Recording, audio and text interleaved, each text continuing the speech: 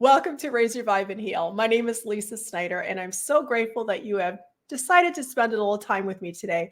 I'm so excited because my very good friend and colleague, Monica Leever, has joined the podcast today. And we are going to be talking about several things, but especially focusing on her background, which includes dream work. Monica has been a lifelong learner of metaphysical modalities and psychology. The study of metaphysics, ancient wisdom, and symbolism was introduced to her at a young age by her father, who also held a lifelong passion for seeking meaning and understanding beyond our 3D reality.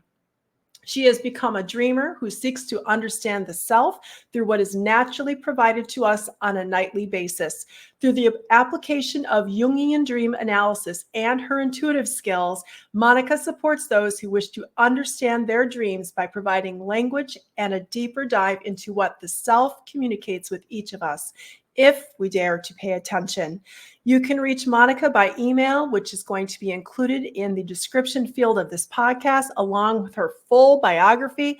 And I am so excited to discuss dreams with Monica. So welcome, Monica, to the podcast. Hi, Lisa. Thanks so much Hi. for having me Oh today. my gosh, we have been Thank you. We have been looking forward to holding this for a few months now, and our schedules have finally come together. And we've all the different astrological and solar flares and things kind of affecting everything. It's just like the timing has just finally come together. So, thank you so much for joining us. I am really excited because December of 2022, I believe it was, you were my very first podcast guest, and I had no intention of even starting a podcast. And we talked about dreams back then, and it's just been one thing has led to another. And so it's just such a great opportunity for us to reconnect and talk more about dreams. So if you would like to share a little bit about your background and how you got started into the world of dream work, maybe that's a great place for us to start today. Okay, great. Thank you so much again for having me here today. So dream work. Oh my goodness. We all have dreams, right? When I retired from public school teaching about 6 years ago, a teacher friend of mine said, join me in a dream class. I want to take a dream class. I need something to do. I want you to join me. And so a woman that lived near us, also a retired teacher, was teaching dream classes based on Jungian dream analogy. And so we took the class. It was all based on symbolism, and it just really intrigued me. And then I realized, actually my teacher realized that I had a little bit of an intuitive background that was coming through when we were analyzing dreams, because I was going beyond what like dream dictionaries and other resources were loaning us. And so she was just really encouraging me to develop that aspect of my knowingness, because that's really what it is. It's a knowingness. When I get into a dream, when I get into someone else's dream, it's like I actually enter their dream with them, is what it feels like. And so I somehow am able to tap in and visualize and feel. I'm very empathic as well. And so I feel what they're feeling. And so I do use the resources of dream symbology and dream symbolism that a lot of what Carl Jung has developed. He was a very famous Swiss psychologist. And so I blend the two. I blend the symbology with intuition, and then I'm able to come up with messages to help the dreamer understand what it is that they're dreaming, because I have a very strong belief that all dreams have a healing message, even if they're frightening or nightmarish or repetitive or what have you. So dreams are fascinating to me. So and it kind of blends everything that I've studied in the past, including numerology, astrology, language, because metaphors come through in dreams. I don't know. It's just crazy. Dreams are a universal language in my mind. And so, Do you believe everybody dreams? Because I know people who say, I never dream, or I don't have dreams, or what are your thoughts on that when people say they don't dream? that is an excellent question. Thank you. Everyone dreams, and you're welcome. Everybody dreams. All mammals dream because we have the capacity to do so. We may not remember our dreams, and so we may not think that we're dreaming, but indeed, infants dream. Animals dream. You've seen, if you have a dog or a cat, you've seen them, howling or kicking or meowing, and you know darn well they're sleeping, but there's something going on, Right. in their little minds, right?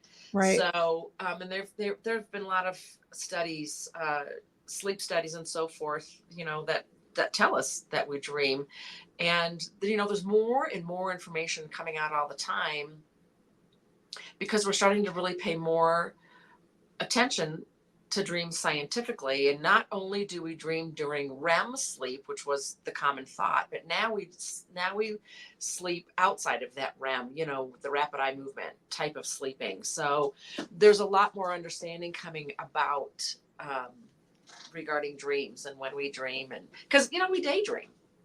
We can be awake and dreaming, right? So That's true. I consider that to be dreaming too.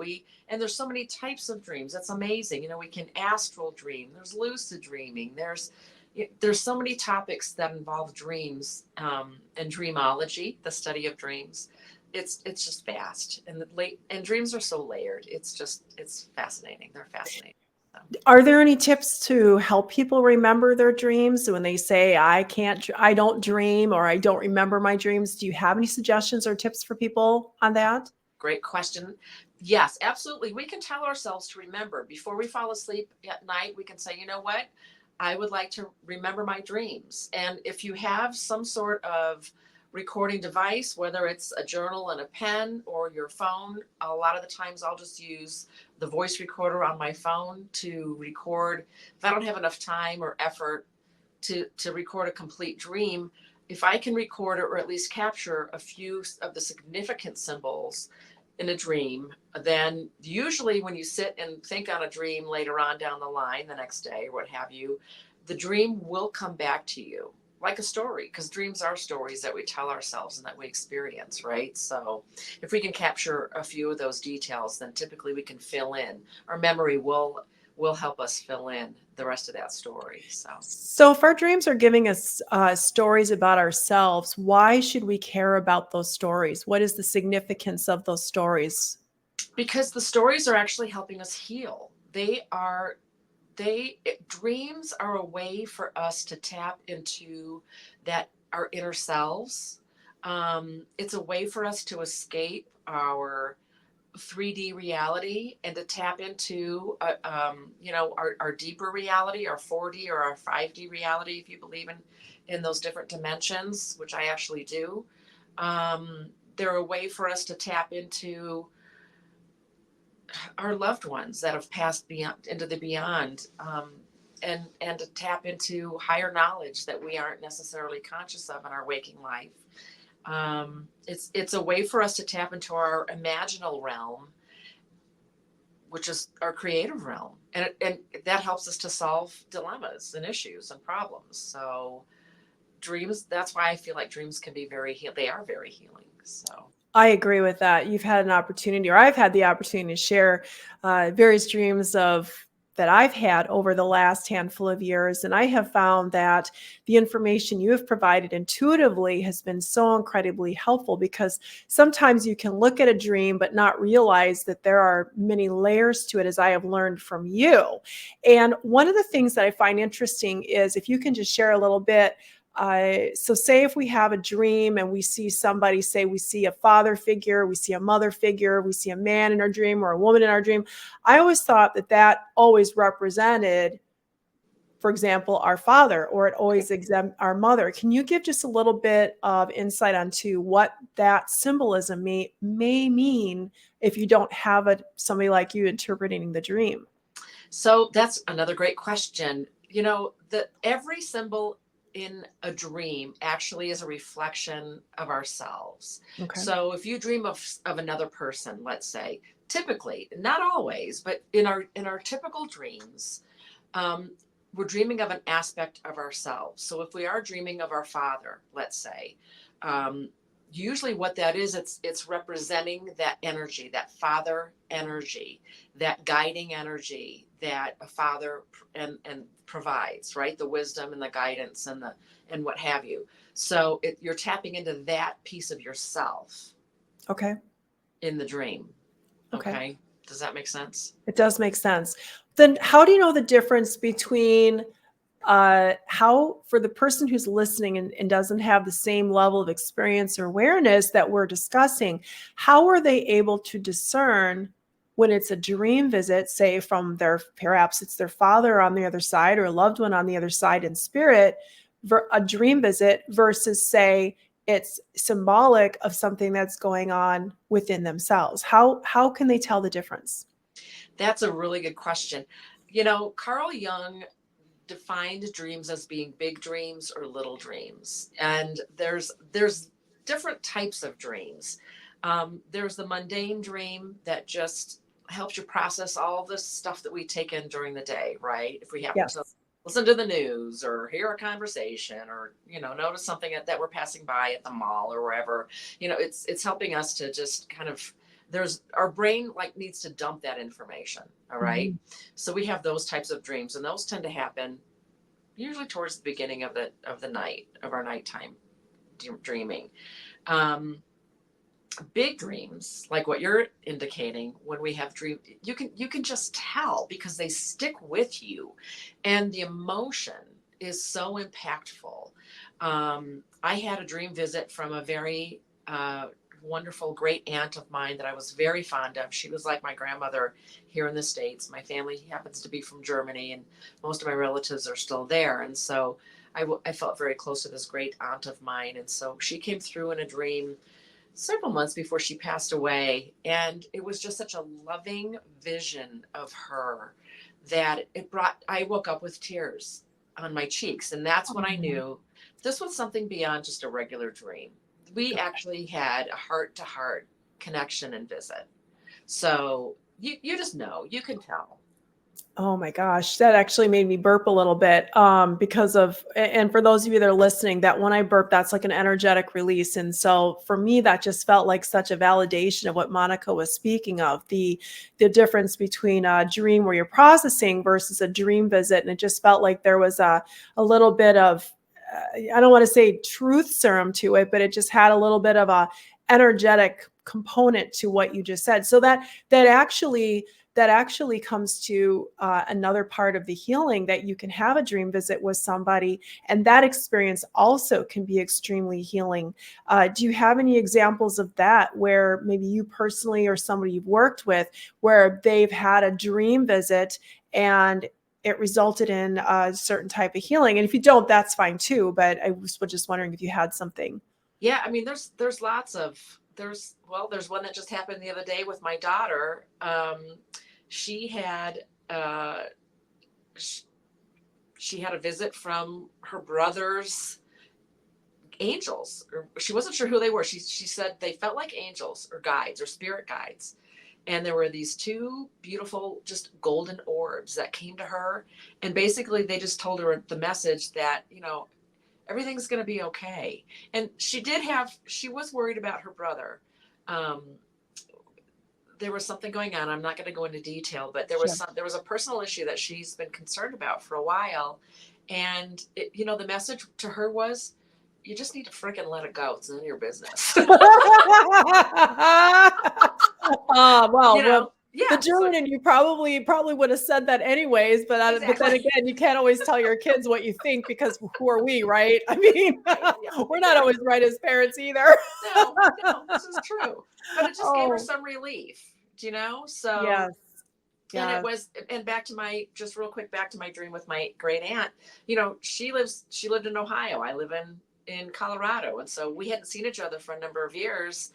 And so it was such an impactful visit when she was able to come to me, or when we were able to meet up in that dream realm together. So, and I wasn't able to ask her whether she consciously knew about it or not, but I know on some level she did. She knew that we were together. So, Oh, okay. So here's another question for you.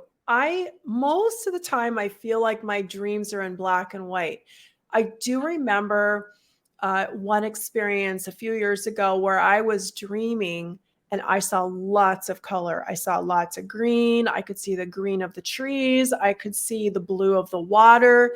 What's the difference between a black and white dream? And of course, every person's different, but what would you suspect is a potential reason why I dream mostly in black and white, but there are instances where it's in color? wow, that's really an interesting question, because I mean, my experience is I've always dreamed in color. Okay. It might depend on how developed or tuned in you are to your physical five senses, let's say.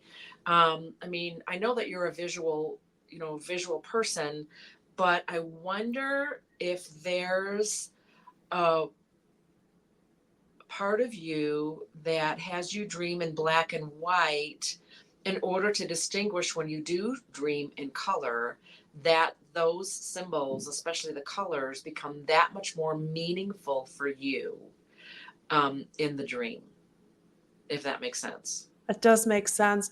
What about so where does astral travel or lucid dreaming? If you can just talk a little bit about lucid dreaming, because some of us have heard that expression, but we may not exactly understand what lucid dreaming means. Can you talk just a little bit about that, please? Sure, sure. And please, everyone know I'm not a psychologist. My I mean, intuitive friend Monica, who happens to have a wealth of yeah, information, and I have had a lot of dreams that have been disclaimer. intuitively. No, we know you're not a mental health professional. We know you're not a Right, psychologist.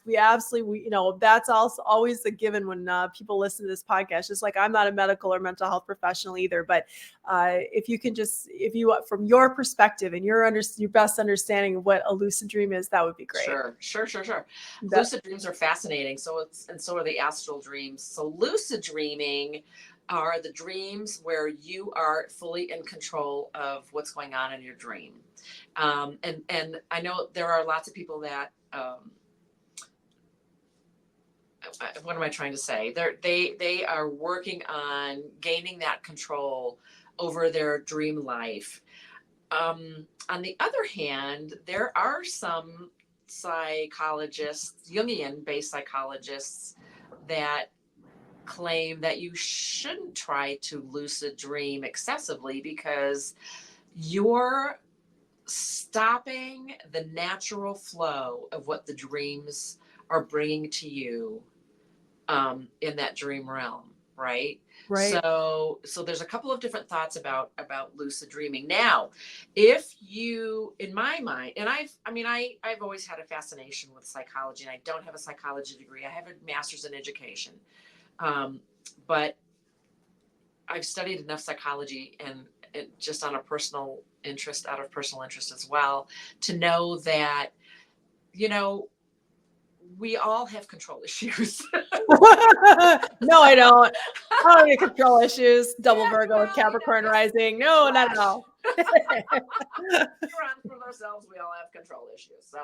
So in coming from that approach, if you're having a dream where you are feeling out of control and it rattles you so much, then perhaps you do want to have that control come forth. You do want to have that inner light come through and mentally and more consciously control your dreams, so that you can direct the dream and ask the dream to bring you more clearly what it is that the dream wants you to know. And it's not that the dream wants you to know it, it's your inner self that's talking to you through the dreams. What does your inner self want you to know and realize? What does it want you to heal? What does it want you to balance? What does it want you to realize? So in that way, I do agree that lucid dreaming can be very helpful. Um, I don't do a lot of lucid dreaming myself. I do tend to just kind of go with the flow. and subscribe to that philosophy that you don't want to control your dreams too much. And then astral dreaming. Now, that's a really cool experience because I have had several dreams where I felt like I have left this realm. Well, I think I shared with you one time, I felt like I was visiting Mars in a spaceship one Right. time because it was Right. just such a vivid. This was probably a dream that I had 20 years ago or something crazy like that. But it was so vivid. It was if you refer back to Jung, that was a big dream, right? Because it just has stuck with me for so long. This dream memory, and it just helped me realize, there is life beyond our 3D reality, that we live every day. So, um, You bring up a good point when you were talking about the astral dreaming, that where it's so significant. The one that I'm thinking of where it really made a huge impact, where it was basically like, and it was just beautiful color. It was several years ago, and I felt like I was flying. I literally felt like I was just zooming over the treetops, and then I heard in my head Augustine, and I was seeing these blue colors, and it just felt very different from a normal dream state. But even to this day, I can still remember the colors and just the vividness of the landscape. So that might be the reason why I saw color then. And normally, I don't see the colors when I'm dreaming. I don't know. But here's another question. I've because this just happened this morning. Well, sometime during the dream state. Can dreams be?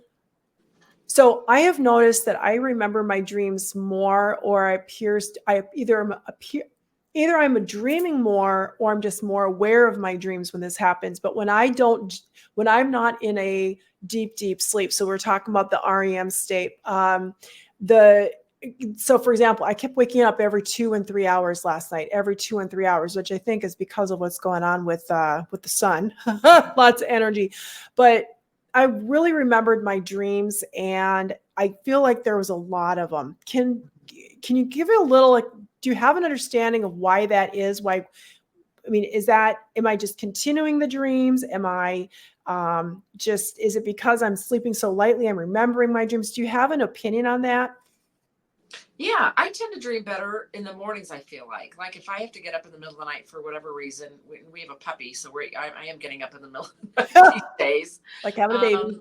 Yeah, that when I go back to sleep, I feel like I have more intense dreams that I tend to remember. And maybe it's just because it's closer to when our waking time is, in the Okay. morning, that we remember that the memory is a little bit more in the forefront of our minds. That sort of thing. I'm sorry. I'm not.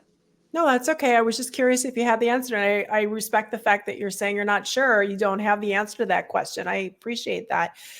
It was just kind of interesting because one of the dreams that I had this morning, without getting into the details, it felt interactive. Like I felt, and I don't know, perhaps this is part of that lucid dreaming state. So I'll just, without giving too many details, I was speaking to somebody, and that person asked me a question. And I remember in that dream state formulating the answer to that question. So I answered this person. And then I was aware of a third person that was in the dream state who approached us, also interacting. So I felt like there was an actual dialogue that was happening. Like in that dream state, I felt like it was an interaction. It didn't feel passive to me. So would that be more of a lucid dream? Mhm. Or is that more of a lucid dream state, do you think? I would say so. Yes, absolutely. Because it seems, our small dreams, we're going back to big and small again. Small Right. dreams are pretty passive. Again, they're the processing dreams we're just trying to get our minds wrapped around, or just to let go of. But and that's not to negate little dreams. The little dreams are highly important as well, because they Yes. also hold information and clues for us to balance and heal. Okay. Yes. um, you bring up some really interesting information, because dialogue dreams are not as what's the word, it's escaping me. They don't tend to happen very often. What what else is very interesting is we don't tend to read or write or do math in dreams because dreaming is very much a right-brained experience. Okay, so when you think Oh, left brain and the right brain, yes. left brain is the logical side. That's our language side. That's our logical side where we do computations and where we think through very concretely. Pardon me. And then so the right side is our intuitive, creative brain. And so that's really where the dreams formulate and they come from. So when we do have the opportunity to use our whole brain to dream, that's when we have these, I would say, significant dialogues with ourselves. Again, I feel like who you were dialoguing with, again, were aspects of yourself. Okay. And they were helping to bring an answer or helping to formulate or concretize something specific that you probably have been mulling over in your mind or wanting an answer to, or trying to figure out maybe the verbiage around, or how to say it, perhaps something along those lines. Not knowing what your dream was, but it's just fascinating. The more that you become aware of your dreams, I think the more your awareness opens, and the more your whole brain can become involved in your dreams. Well, thank you. This adds to the point of how healing this can be. So this particular dream surrounded my ex-husband, and we used to have a business together, and we made skincare, and this person who I was dialoguing with was wanting to know why we were no longer making this product. And I explained why. I said, we got this divorce, but it was very interesting because in this dream state, I was aware that my ex-husband and I, there was a little bit more of I would say lightheartedness between the two of us, because, when you go through a divorce, it's pretty rare that it's a wonderful, exciting, harmonious kind of experience. And so this actually felt more lighthearted. And so when you're saying this to me, it feels like perhaps I'm being more lighthearted about the overall process, and which to me feels very healing. It feels like I'm healing. I'm working on the healing piece of it. So, and does that make sense? Sure. Absolutely. That makes sense. Yeah. Dreams bring up emotions. And oftentimes if we're not ready to face emotions, they'll come up as symbols. Okay. Like for instance, if you're in a body of water, if you're near the ocean or in the ocean and you're drowning in emotion. You're just not ready to face the emotions that you're drowning in, if that makes sense. Okay. So, speaking of water, I don't know if you have an answer for this, but I went into during the dream state. I think I texted you this morning. I don't know if you've had a chance to actually think about this, but it was the weirdest thing. I did not sleep very well last night. That's why I'm remembering a lot of these dreams. Maybe it was in preparation for our conversation today, but I was okay. So I was in my childhood home, and I walked into my parents' little bathroom, and in this clean toilet. It was a very clean toilet. I remember that. I remember seeing this very large fish. It was a fish. It wasn't like a little goldfish, and I don't know how the heck it could fit in this toilet, but it was facing me and looking at me. Any idea why this fish was sitting in a toilet looking at me? Okay. No. Well, right off the bat, I don't want to put you on the spot, Monica. So if you're, no, that's okay. I'm like, that is so bizarre that I'm looking at a fish, and I remember thinking. So this may be helpful. I remember thinking, okay, I don't know how to. Oh, this is probably really helpful. I should give you more information. I remember thinking, okay, I don't know how to help this fish. I know I need to help this fish because I don't, first of all, I don't want to flush it down the toilet, right? I don't want to hurt the fish. But this fish was really big, and I didn't want to just pick it up with my bare hands because I didn't know if that was a safe thing to do. So I was trying to figure out how to get this fish out of this fishbowl, toilet, whatever. Right. So I went seeking help, and I asked my father what to do. And he says to me, your mom's already taken care of it. And she's so proud of herself. She already went and took care of this fish and got it safely to where it needs to go. So off the top of your head, does that anything that makes, I mean, the symbolism, I mean, Okay. does a Well, fish symbolize anything? Does a toilet bowl oh symbolize gosh. anything? A Oh yeah. bathroom? Oh yeah. Because you Yeah, yeah, mentioned yeah, yeah. water. Okay. So this is really interesting.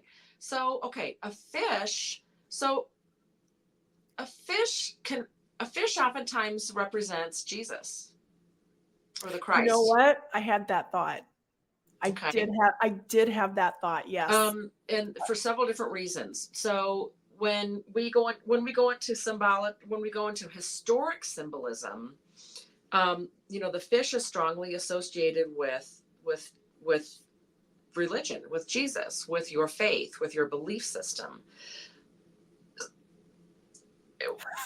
I mean, are you contemplating flushing your belief system somehow? Um, even though it's in a very clean environment, is there something that you have been contemplating or getting ready to contemplate changing in your belief system? Yes, actually there is. And it's that is, yes, absolutely. There was a conversation I had with somebody and it was a very, yes, absolutely 100%. Okay. Okay. Okay. So that's what comes to mind when I could sit and do some more detailed That's okay. analyzing, but I put you on the spot on this one, but that's then okay. getting back to the father and the mother, are those aren't really like my father and Those my mother. those are aspects of yourself that are taken care of, that are balancing and take the feminine and the masculine energy and the feminine energy are coming together to balance out for you to remedy, whatever that you're contemplating changing. So, Well, I will share with you. I had a reading yesterday with a gifted healer psychic, and one of the messages that I was given was there is obviously with the work I do, there is a definitely a huge trust level with me in spirit. Like I really, really trust spirit, but that there's a, but also as a double Virgo Capricorn rising, which I don't pretend to be an expert, there's a lot of that monkey brain going on. So there is the conversation circled around not just thinking and knowing about your connection with spirit and thinking and knowing your connection with this all encompassing intelligence and love and support, but really feeling this connection with spirit, feeling the connection with source. It's really a switch for me as far as really working on embodying that piece. And so one of my thoughts this morning literally was I thought about Jesus and with the fishes and the loaves. And this fish was looking at me. I was literally looking at me, and I knew that was so anyways, I digress. That was just that could have something to do with it. well, But yeah, and the fish being in the water represents emotions. In the toilet, is it swirling? Things are swirling around. Like there. indicated in your head, and emotions are very much are indicated that things are swirling around your belief system as well. Do you want to flush it away, or has part of your divine feminine, is it already taken care of? You don't need to flush it away because it's already being taken care of, and it's resolving. Well, you just reiterated what was in the dream. It was the father in the dream saying, "Mother's already taken care of it," and she's very proud of herself that she took care of it. I remember that part. So, well, I'm sorry I put you on the spot on that one, but I have to say No, you really did a great job. That's how impressive this work can be, and yeah, so and what your intuition is able to share with you on the spot. Are there some common symbols or common themes that we all have in our dreams that people who are listening can say, "Oh yeah, I've dreamt about that," and "Oh, okay." Um, and if there are, can you just share a couple of those with us? sure. A couple of symbols that I hear about over and over and that I dream about myself are a car, so vehicle dreams, and a house or building dreams. Yes, ma'am. So, yep. So, car dreams are fascinating because depending on where you're located in the car, kind of shows what you feel about the situation that you're dreaming about. So, are you in the driver's seat, or are you in the passenger seat, or are you in the back seat? How much control and as you're traveling down the road of life, so to speak, how in control do you feel? or how in control are you over a certain situation that you're dealing with. So that's why car dreams are fascinating. House dreams, on the other hand, can be strongly associated with the body. So, pardon me, there's,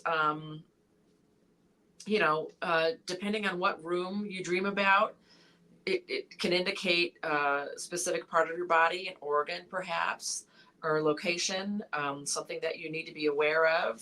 It could indicate a medical issue, or something that needs to be rebalanced in your health and nutrition, perhaps, or even in your thinking, if it's in your head, if it's in your attic. So looking at your house, so looking at the house, what would in general, of course, I'm not saying you're not this is not mental or medical professional advice, but if you were to take the different aspects of the house, like the basement and the attic and the kitchen, I mean, what do some of these spaces and the garage, because I know we've talked about that, what do some of these spaces in general indicate?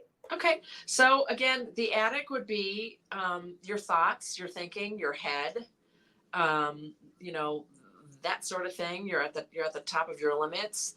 The basement would be, it could indicate your subconscious. It could indicate your feet. It could indicate something that's happening from, let's say, maybe your knees and downward.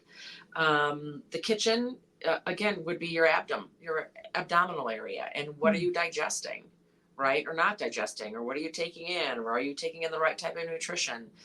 The kitchen can very much symbolize that information or that association. So, And the arm garage? and And the the garage is where you store, where you typically store things. Um, with any room, how messy or clean is it, or organized is it? Do you need to reorganize your thoughts? Are you stuck in the attic with a bunch of cobwebs? Do you have cobwebs in your head and you're just not, uh, you know, you're not thinking or paying attention to what you ought to be paying attention to, that sort of thing. So yeah, the body can symbolize really, a home and your body are closely associated. So, sure. can indicate some really interesting things there. What about the importance of say, let's say animals? So we have snakes. So I'll just mention a couple that you and I have discussed in the past. In fact, there was a dream not too long ago where there was a snake that was in my bed that kind of went Right. up between myself and the other person, and I was surprised by the response that you had about that. But what about like snakes or other animals that appear in our dreams? Do they have specific, I'm assuming that they're symbolic of different aspects of ourselves or things we're working through? Absolutely, absolutely. When we dream of animals or bugs or what have you, any other sentient beings, we typically think of their character traits. So, a lot of us are deathly afraid of snakes, but a snake actually, again, historically indicates life force. Or, because if you think about it, on the caduceus, you've got a pair of intertwining snakes. That's what the staff and the snakes indicate in healing and in medicine, right? So depending on how, and if a snake is rising or slithering, and I apologize, I don't remember what my interpretation of the dream meant for you or what I It's said, okay. but It's okay. I don't retain that. But it had to do with life. I'm sure it had to do with life force and how you were feeling between you and the other person, or the other aspect of yourself in that dream. So we tend to run away from snakes because we don't want to face what's going on in our life, or we're afraid of our own power. Okay. Well, and I remember the snake was coming from, I would say it was going from my feet up towards the head of my head. And I remember grabbing the snake by my hand. So I think we had talked about the significance of that with power, but we've already talked about that other Yeah, dream. Kundalini energy. Yeah. Right. It's developed. It could be symbolizing the energy that you're developing in your spiritual self, and it's just to let you know where that snake is as it's rising. So, For those who are unfamiliar with Kundalini energy, what is kind of your interpretation, or what's your definition of what that is in layman's terms for the person who's unfamiliar with what that means? sure. So Kundalini energy, to my understanding, is energy that's, it's based in your root chakra. And, when you have spiritual awakening or consciousness rising, then that energy tends to flow up our spine and through our chakras. And eventually, when we're developed enough or evolved enough, or, whatever belief system you want to tap into or utilize, then you're integrating your, not only your physical body, but your energy body, your spiritual body, your emotional body. Yes. How can you tell the difference between a brain dump, like a data dump, and an actual dream that, like, sometimes I feel like, and we talked about this a little bit earlier, but how can you tell the difference where you really need to say, reach out to somebody like you and go, what is the meaning of this dream versus it's just your brain processing, or it's your consciousness. I don't know if it's your consciousness processing versus a dream that's full of symbolism that you want to explore. How can you tell the difference between the two? Oh, let's see. Again, I think you tend to have those brain dump dreams towards the beginning of your sleep time. Okay. So it's those silly, goofy, weird, nutty dreams that are like more, they could be more like snippets, and they remind you of, again, something that you heard or saw, um, during your daytime. And either you just didn't have enough time or attention to really process what it was that your senses were taking in. And so it's just kind of completing that process. And it's also, again, I don't want to discount those brain dump dreams, because I think we all do it in order to stay healthy and to stay sane. So, Well, that also ties in with Monica. I'm kind of curious, and I know we're kind of going into a little bit of a different direction with this, but what about nightmares? When people who, especially I think about people who have horrible PTSD from, say, wars or from severe trauma, and they have these recurring, and again, I know you're not a medical professional or mental health professional, but nightmares, what is the purpose of a nightmare when a person they're basically being tortured at night while they're in their dream state? Can you speak to any of that? again, it's those are the big dreams that are they really want your attention, because there is something absolutely for you to psychologically or even physically heal. There's a part in the process that where you're stuck on and not able to get beyond in order to get to that resolution. So oftentimes nightmares, can be so frightening, because it is dealing with trauma, physical or psychological or emotional trauma. Grief is a huge trauma Yeah. that we experience. And so a lot of the times we nightmare because we're still digesting, so to speak, psychologically, through dreams, information that we're still trying to come to terms with, or that we may not necessarily be totally conscious of, and haven't resolved our emotions around. So oftentimes, it's out of guilt that we have a nightmare, or it's just trying to capture our attention because it has an answer for us. We just haven't quite understood what it is yet. And again, if I feel like if somebody is going through some sort of a severe trauma or a severe grief period, that to seek out the appropriate mental health and medical professional, a really qualified professional that can help you through some of that trauma, so you can help process the trauma, is how I feel would be a helpful, whatever, however that person is guided to Absolutely. You work know through what that. else? Yeah, I'm sorry, I didn't mean to cut you Nope, off. you're good. While you're waiting, because I know, unfortunately, in a lot of regions, mental health isn't easily accessible immediately. Oh, So in the meantime, I would strongly encourage anyone who is experiencing dreams that are disturbing to please write them down.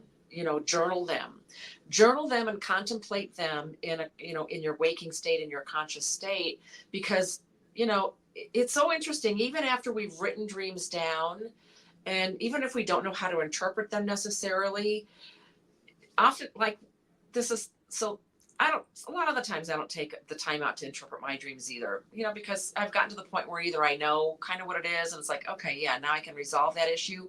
Or I know, okay, I've paid attention. I've written down what I've needed to write down about the dreams, the particular symbols that really stood out. And like, I'll be vacuuming or doing the dishes, or, when you can kind of start to let your mind go and just do Yeah. some mundane tasks. It's like, all of a sudden, it's like the answer, you get this like, aha, like, oh my God, oh, that's what that meant. So the answers can actually come to you in your waking state when you allow it to develop and kind of, like I say, digest and process, right? So even if you write those dreams down, I think it's very therapeutic to get the mental energy out onto paper, out onto, make it a little bit more concrete so you can feel control over it, and then gain some balance and some healing from it. I love that. I know you've spoken about journaling in the past with me, and that I should really keep track of my dreams. And of course, journaling can be so helpful with, I feel like there's that it's like almost like a transfer of energy that you're taking from, and you're writing, and you're transferring that energy onto the paper. Mm-hmm. And perhaps there can be some healing just from the act of journaling. And then, like you mentioned with the vacuuming, or you're doing something and all of a sudden, bloop, you might get some intuition or get some insight from your guidance team, your guides or angels, or you're logically thinking about it, however you interpret that, to get more clarity around what these dreams might be meaning for you. So yeah, I love that. So can you walk us through a little bit of your process? Like when you deep dive into a dream, how do you approach it? Can you just talk us through a little bit of that, please? Sure. So what I typically do is I will ask the dreamer to either voice record or, journal out or type out their dream. I like to read through it. And then what I do is I go through and pick out the symbolism. And the way I've been taught is that, like, every symbol, every color, let's say, like, every person, place, or thing, every noun in a dream has significance, right? And then every action associated with that noun, that symbol, has significance. And so I'll go through and I'll read through the dream several times, and I'll end up getting several different layers, typically, of what the dream entails. So I'll get kind of a concrete meaning, a conscious meaning, and then oftentimes I'll get a deeper meaning that the person is ready to hear, but maybe just isn't consciously aware of yet, or hasn't been able to receive it in a consciousness that I can mirror back to them. Because really, I mean, when I dream, I still belong to a dream group, because oftentimes I am not able to see what I dream if I have a big dream. But, my colleague of mine will be able to say, hey, you know what? This is what I'm noticing about the dream. What do you think of this? And it's like, that makes sense, because I love this saying, we all need mirrors for ourselves, right? Yes. See ourselves a little bit more objectively. And, it's hard to see the picture from within the frame. So oftentimes we need that mirror, or that, somebody else, that sounding board, or that other someone to bounce that information off of, so that they can reflect back to us what it is that we're trying to see. Fabulous. Are there any other things that you would like to share with the listeners today regarding the dreams, or any other information that we missed here about this topic? We could go on and on and on. Yes, we could, and we might. So, Monica, I know that you used to have a podcast, and you took a pause on your dream work analysis and dream work interpretation work. But if somebody is interested, and I'm still hoping you'll eventually get back into that again. But if somebody is interested in contacting you for an intuitive dream interpretation, is that something that they could do? They could reach out to you and get that, or work with you to have a dream interpreted? Sure. Yeah, I'd be happy to do that. I do want to get back into doing dream work a little bit more actively. So I would love to do that. What I like to do is, I'll talk with a person, I'll have them contact by email, and then we'll set up a time and where I can receive their dream, look it over, and then I'll want to have a time where I can have a time to discuss. So we might even do a Zoom or a telephone chat so that I can get some clarification on some of the symbology, or if I need some more detail or clarification about their dream, I can ask those questions and get deeper into the meaning of their dream. So yeah. Fantastic. Well, this has been such a great opportunity to chat about dreams. I know you have personally helped me with so many of my dreams, and it's just been very healing to have that interpretation or another perspective on how to look at it. It's not just, oh, I'm just having a dream. No, there's something here. There's something that my dreams may be trying to share with me or tell me about. So I really appreciate your time today. We're going to put your contact information in the show notes of this, your email information, and yeah, I appreciate you so much. And I just want to thank you so much for joining me on the podcast today. Well, thank you, Lisa. I so appreciate you as well. Love Thank you. you. Thank you. Love you too. All right. And everybody, thank you so much for joining us on today's podcast. As always, please, if you feel guided, follow, like, and subscribe. And you can watch this on YouTube. You can also listen to this anywhere you listen to your favorite podcasts, on Apple especially, and Spotify. Until next time, thank you so much love, and so much blessings. Bye-bye.